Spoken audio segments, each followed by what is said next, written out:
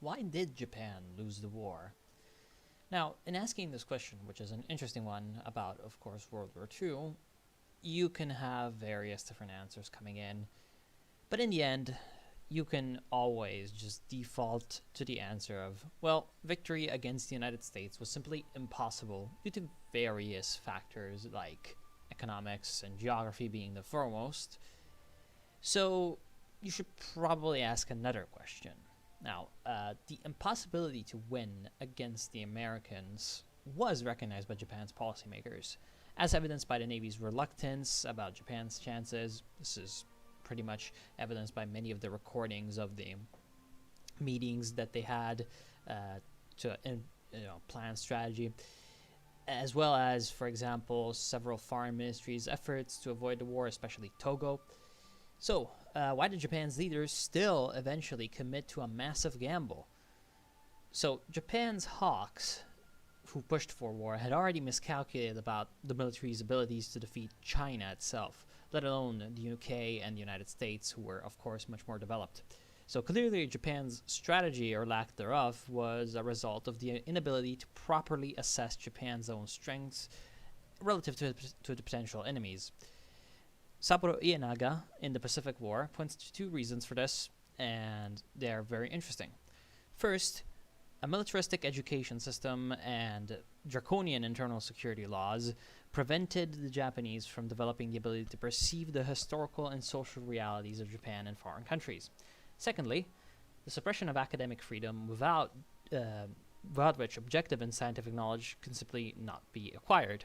So, influenced by inaccurate information at best, Japan's leaders were thus blindfolded and couldn't properly either analyze the situation or realize what exactly was going on around them. So, control collapsed. From 1931 onward, the military had been steadily escalating its commitments in the fighting against China.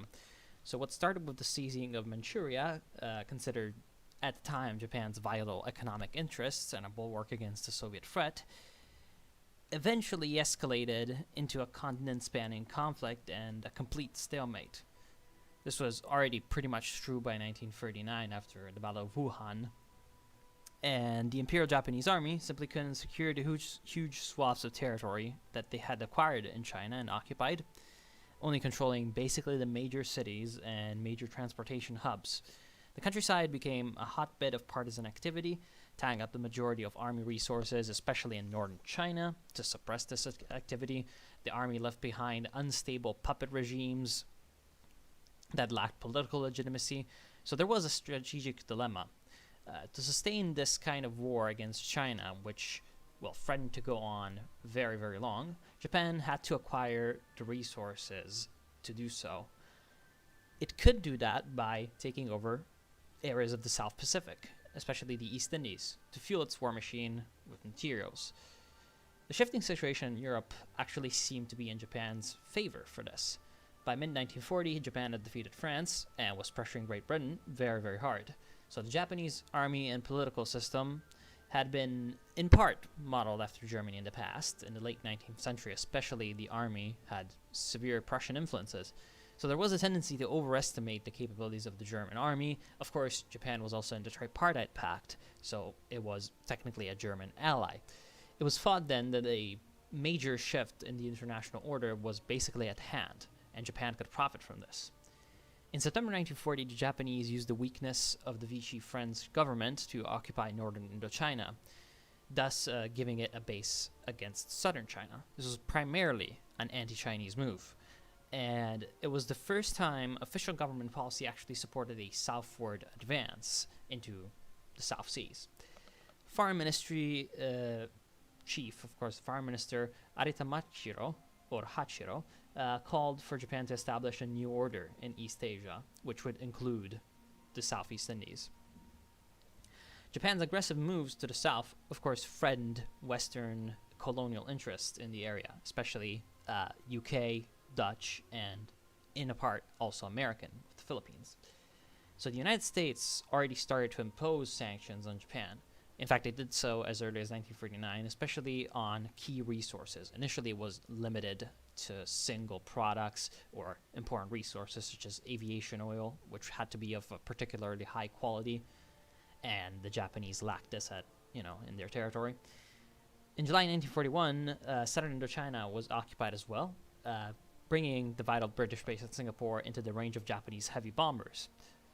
So faced with Japanese expansionism in both China and their colonial spheres, the United States and the United Kingdom basically had no choice but to take a tough stand against Japan. The US in particular called for both Japanese withdrawal from Indochina and from mainland China. So this was of course unacceptable to the Japanese, who had been fighting in China for, at this point, years. And at this point, the diplomacy on both sides essentially breaks down, and a back and forth of escalation and provocation is started. Attempts at negotiations fail, and on August the 1st, the US imposes an oil embargo on Japan. Of course, oil being one of the most important resources that Japan had the hardest time actually getting a hold of. So an economic noose was tightened around the country. A Navy Ministry Ordnance Bureau section chief actually summarizes the Japanese attitude at the time quite well.